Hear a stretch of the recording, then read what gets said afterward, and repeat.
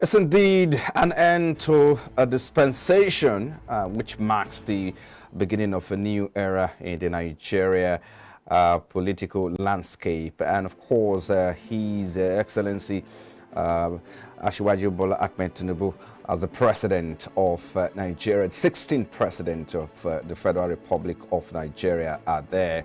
So all the glamour and glaze that accompany all of that. So a moment ago, he was referred to as the president-elect, but now will be referred to as the president of Nigeria, president of Federal Republic of Nigeria, you will say there. And so status changing, power is changing baton already. And so we'll get into all of that. How does he intend to address lingering challenges, nightmare, if you call it, awaiting this presidency or this administration? But we'll get into all of that in a moment. And also to come on the program, we'll also focus on the Buhari legacy and discussion around the controversial Nigeria Air project commissioned by the Buhari-led administration amid outcry by the industry players in the aviation sector.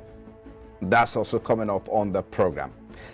And also coming up on the program at the international scene, oil prices rose in early Asian trade today after U.S. leaders reached a tentative debt ceiling deal, possibly averting a default in the world's largest economy and oil consumer. Well, these and many more are some of the highlights on the show today. So let's quickly go straight into some of the top trending stories today on the program. Is inauguration money. Tinubu takes oath of office as president as Nigerians demand quick actions. The president who is now the president of Nigeria's 16th president today, the Nigerians have demanded quick actions in the areas of the economy, insecurity, fuel subsidy, and other critical sectors. Tinubu, who was declared the winner of the February 25th presidential election, is now sworn in today as president by the Chief Justice of Nigeria, Olukayode Ariwola, at Eagle Square, Abuja. The victory of Bola Tinubu, which is being challenged by Atiku Abubakar and Peter Obi, the People's Democratic Party and Labour Party candidate at the Presidential Election Petition Court, takes over now from the outgoing President Muhammadu Buhari in a glamorous ceremony witnessed by over 300 guests from across the world. According to experts, the Tinubu presidency must come up with a blueprint to revive the refineries, remove fuel subsidies, and pull the economy on the path of growth in the first 100 days. And away from that, now the House of Representatives has approved an amendment to the Central Bank of Nigeria Act, raising the ceiling of ways and means advances from the APS Bank from 5 to 15%.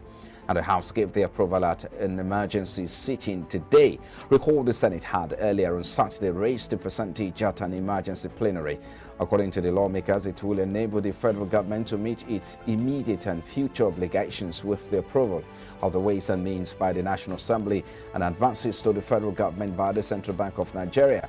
According to the acceleration of the process, indicating that the outgoing President Muhammadu Buhari may sign the bills into law, or perhaps sign the bill into law before handing over power to President Tinubu.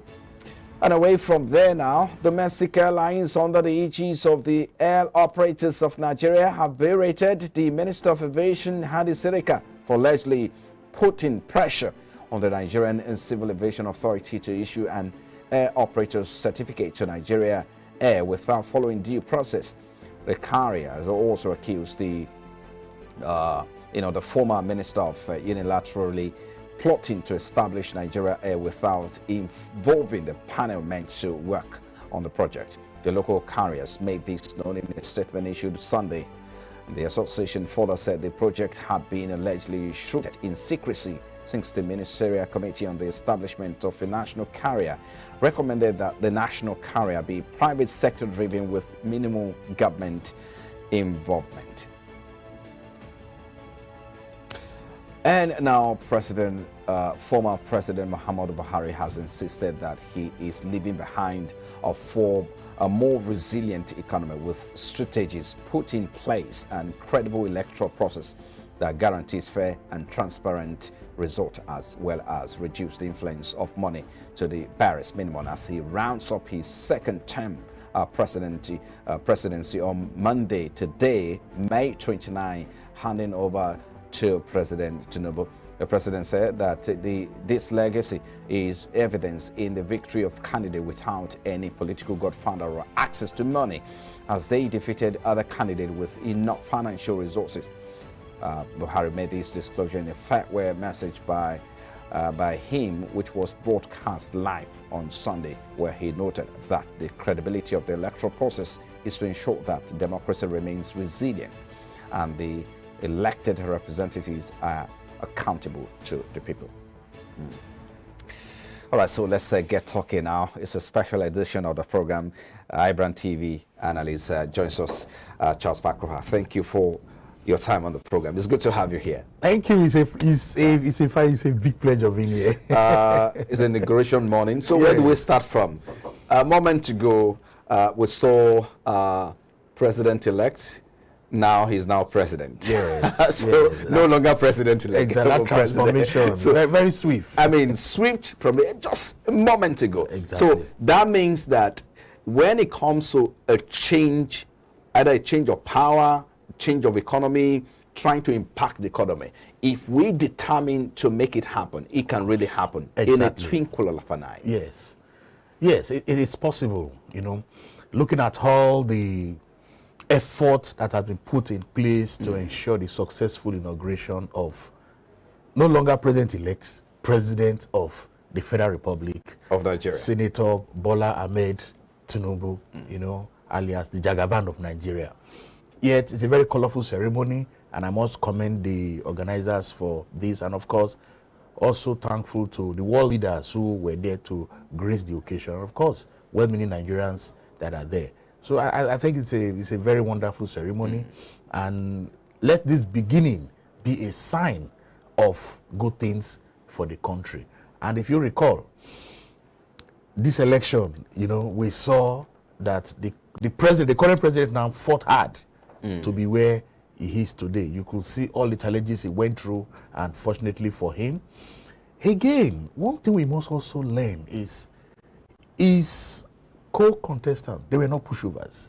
You could see that they all won more than almost 12 states in the federation, That's right. which tells you that it was a keenly contested election. We have not seen this before in the history why of the that is country. in court now, I mean, we get to that, however, in the coming days, is a subsequent. Yes. But let's focus on the real issues.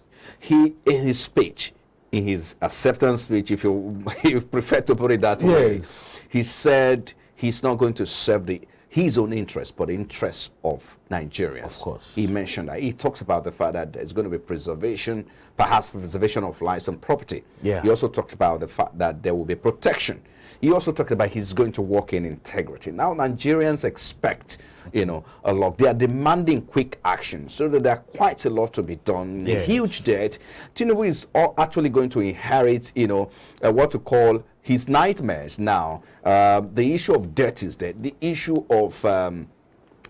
of subsidy is there. Yes. That's a huge debt that is hanging over him now. He's going to take Nigerians, not only over him, Nigerians generally. But how is he going to address that? That's the question. Because Nigerians want him to hit the ground running. Yes. I would say he is not aware of the tax ahead of him. He knows it's a daunting tax, and he has always told us, even from the beginning, that it's his life ambition to be the president of Nigeria. Such a person who had been a senator in the early 90s, and of course in the early 20s, yes, he was a governor ruling the largest states in Nigeria, that's Lagos State. He was governor for 8 years, and since then he has been an influencer in Lagos politics. Of course, we also saw him extending to other southwestern states, and now he's the president of Federal Republic of Nigeria. It shows that he has his job cut out for him. He knows what he's going to face.